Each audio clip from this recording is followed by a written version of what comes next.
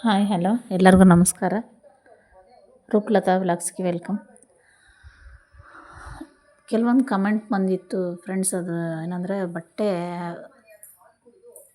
ಇದು ಹಾಕಿದಾಗ ಫ್ರೇಮಿಗೆ ಹಾಕಿದಾಗ ಪಿಂಜತ್ತೆ ಹಾಳಾಗತ್ತೆ ಅಂತ ಹೇಳ್ಬಿಟ್ಟು ಅದಕ್ಕೆ ಒಂದು ಸೊಲ್ಯೂಷನ್ ಅಂತ ಹೇಳಿದ್ರೆ, ನಾನು ಕೂಡ ಹಾಕ್ಕೊಂಡಿದ್ದಿಲ್ಲ. ನಾನು ರೀಸೆಂಟಾಗಿ ಸ್ಟಾರ್ಟ್ ಮಾಡಿದ್ರಿಂದ ವರ್ಕು, ಅದಕ್ಕೆ ಸೆಲೋ ಟೇಪು ನಾನು ಸುತ್ತಾ ಇದ್ದೀನಿ. ಇದೊಂದು ಟಿಪ್ಸ್ ನಿಮಗೆ.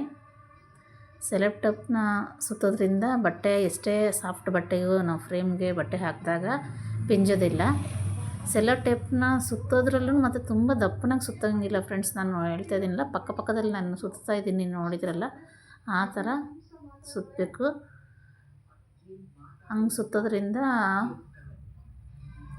ಬಟ್ಟೆ ಪಿಂಜೋದಿಲ್ಲ. ನಾವು ಫ್ರೇಮಿಗೆ ಬಟ್ಟೆ ಹಾಕ್ಕೊಂಡಾಗ ಪಿಂಜೋಲ್ಲ. ನನಗೂ ಹಿಂಗೆ ಬೇರೆಯವರು ಹೇಳ್ದಾಗೆ ಗೊತ್ತಾಗಿರೋದು.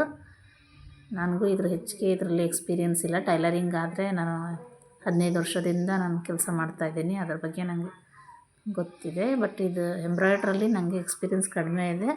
ಆದರೂ ನನಗೆ ತಿಳಿದದ್ದನ್ನು ನಾನು ನಿಮಗೆ ಹೇಳ್ತಾಯಿದ್ದೀನಿ.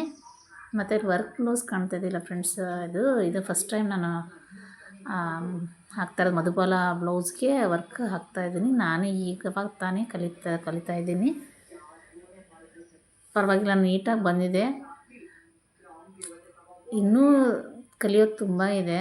ಒಟ್ಟು ಫಸ್ಟ್ ಟೈಮ್ ನಾವು ಹಾಕಿದಾಗ ನಮ್ಗೆ ಎಷ್ಟು ಖುಷಿ ಆಗುತ್ತೆ ಅಂತೇಳಿ ನಿಮಗೂ ಗೊತ್ತು. ಹೊಸದಾಗಿ ಏನಾದರೂ ಕಲಿತಾಗ ನಾವು ನೀಟಾಗಿ ಹಾಕಿದರೆ ತುಂಬ ಖುಷಿಯಾಗತ್ತೆ. ಅದೇ ಥರ ನನಗೆ ಕೂಡ ಇನ್ನೂ ಫಿನಿಷಿಂಗ್ ತುಂಬಾ ಪ್ರಾಕ್ಟೀಸ್ ಮಾಡಬೇಕು ಫ್ರೆಂಡ್ಸ್. ನಾನು ಫಸ್ಟ್ ಟೈಮ್ ನಾನು ವರ್ಕ್ ಮಾಡಿದ್ದೆ ಬ್ಲೌಸಿಗೆ, ಫುಲ್ ವರ್ಕ್ ಬ್ಲೌಸಿಗೆ.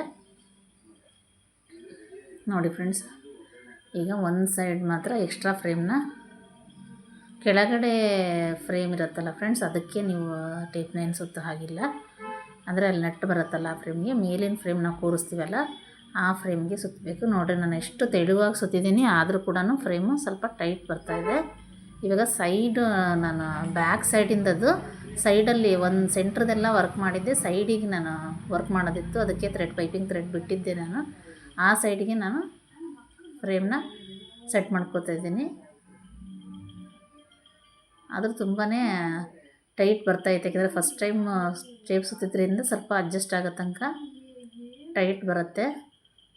ಅದಾದ ನಂತರ ಸರಿಯಾಗತ್ತೆ. ನಾವು ಸೆಲೋ ಟೇಪ್ ಸುತ್ತದೇ ಇದ್ದರೆ ತುಂಬ ತೆಳು ಬಟ್ಟೆಗಳು ತುಂಬ ಎಳೆದಂಗೆ ಆಗ್ತಾವೆ ಫ್ರೆಂಡ್ಸ್. ಅದು ಎಂಬ್ರಾಯ್ಡ್ರು ಹಾಕಿದವ್ರಿಗೆ ಗೊತ್ತಾಗತ್ತದು. ನಾನು ಇವಾಗ ತಾನೇ ಕಲಿತಾ ಇದ್ದೀನಿ. ಅದು ಇನ್ನೊಂದು ವೀಡಿಯೋ ಕೂಡ ಮಾಡ್ತೀನಿ, ನಂದು 10 ಡೇಸು ಎಂಬ್ರಾಯ್ಡ್ರಿ ನನ್ನ ಟ್ರೈನಿಂಗು, ನಾನು ಯಾವ್ಯಾವ ಥರ ಬಟ್ಟೆಯಲ್ಲಿ ಹಾಕಿದ್ದೀನಿ ಅಂತೇಳ್ಬಿಟ್ಟು ಮಾಡ್ತೀನಿ. ನಂದು ವೀಡಿಯೋದು ಕ್ಯಾಮ್ರಾ ಸ್ಟ್ಯಾಂಡು ಹಾಳಾಗಿಬಿಟ್ಟಿದೆ ಫ್ರೆಂಡ್ಸ್. ಹಂಗಾಗ್ಬಿಟ್ಟು ನಾನು ಮೊಬೈಲ್ನ ಎದುರುಗಡೆ ಇರೋ ಸೆಲ್ಫಲ್ಲಿ ಇಟ್ಕೊಂಡು ಮಾಡ್ತಾಯಿದ್ದೀನಿ.